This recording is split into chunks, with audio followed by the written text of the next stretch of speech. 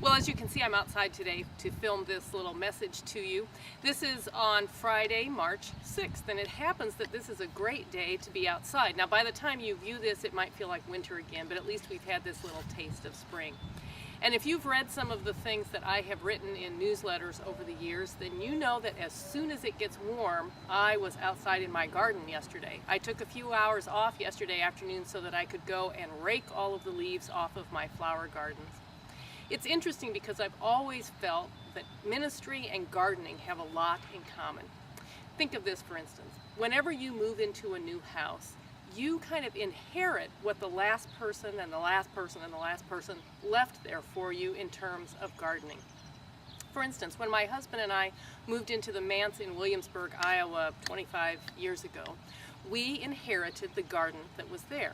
Now, there were some very good things about it. For instance, somebody at some point had planted what are called ever-bearing red raspberries. That means that from the time you first get that first sweet red raspberry right around the 4th of July, there are red raspberries on those bushes every day until frost comes. Now, at first that seems like a good thing, until it's the middle of August and there are more mosquitoes than raspberries in the raspberry patch, and you still feel obligated to go out there and pick them.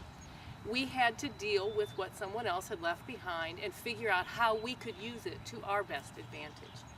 There are always, of course, trees and shrubs and flowers that have been planted by someone else lovingly to make the yard look the way they want it to look, and then when you become the gardener there, you have to make your own decisions about how to use that. Now just think about how that is for a pastor who comes to a church, or for people who are elected to the session who suddenly become leaders in their church.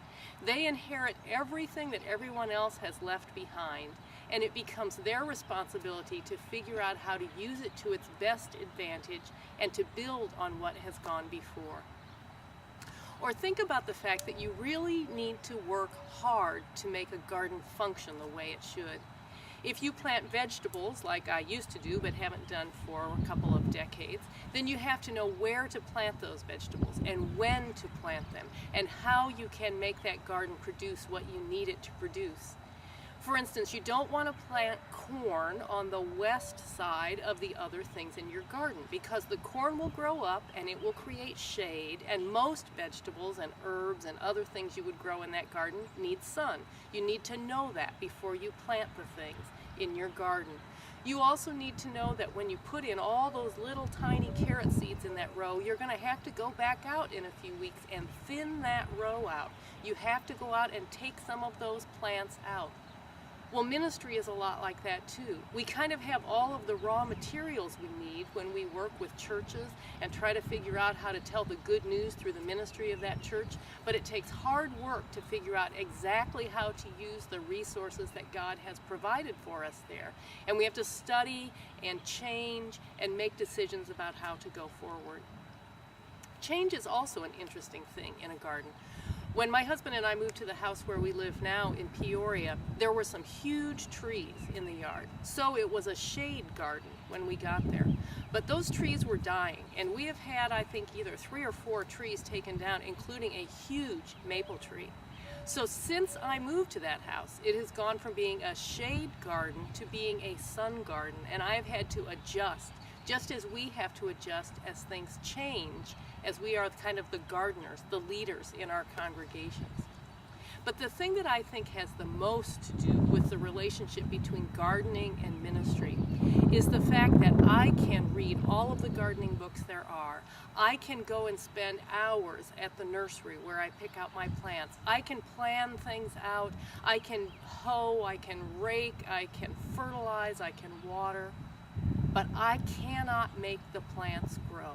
I cannot make them produce beautiful blooms or the kind of vegetables that we want to have on our table. That is something that only God can do. And we need to remember that as we go about the hard work of ministering and leading in our congregations as well.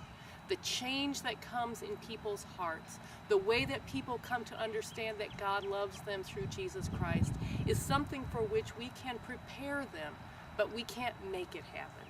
Only God can bring that kind of faith into people's lives. So as you go out and do your gardening this spring, just think about how you might make an analogy between gardening and the ministry that you are doing in the church that you are serving.